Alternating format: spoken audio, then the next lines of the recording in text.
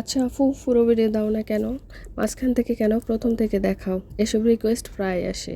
পুরো ভিডিও তো দিতে চাই, কিন্তু তোমরা যে লং ভিডিও দেখো না, এতে আমাদের পেজের রিচ ডাউন হয়ে যায়, কাজ করার ইচ্ছে চলে যায়। যাই হোক, আজকে এই ফুলটা কিভাবে করলাম প্রথম থেকে দেখালাম, পুরোটা দেখো কিন্তু প্লিজ। এই ফুলের কাজটা করার জন্য ব্ল্যাঙ্কেট স্টিচ দিয়ে পুরো সার্কেলটা সেলাই করেছি। একটু ঘন ঘন করে স্টিচগুলো দেওয়ার চেষ্টা করেছি। এমনিতে সেলাইটা খুব কঠিন কোনো সেলাই না, সহজেই করা যায়। তারপর এখানে ফুলের পাপড়ি করার জন্য ক্যাস্টন স্টিচ করে নিচ্ছি। সাধারণত ক্যাস্টন স্টিচ 3D কোনো কাজ করার ক্ষেত্রে ব্যবহার হয়, তাই ফুলটাতেও দিয়ে দিচ্ছি যাতে 3D একটা লুক আসে। পুরো সার্কেলে ছোট ছোট করে আমি ক্যাস্টন স্টিচ দিয়ে পাপড়ি করে দিচ্ছি। ফুলটা করতে এতটাও ঝামেলার না, কিন্তু এর ফাইনাল লুকটা ভীষণ কিউট হয়। কালার কম্বিনেশনটা আমার কাছে ওয়াও লেগেছে, আশা করি তোমাদেরও ভালো লাগবে। স্টিচ দেওয়া শেষ করে ভেতরে যে রেনু জায়গাটা, সেখানে আমি হলুদ কালারের সুতা দিয়ে বুলিয়ান নট স্টিচ দিয়ে একটু ছোট রোজ করে দিয়েছি।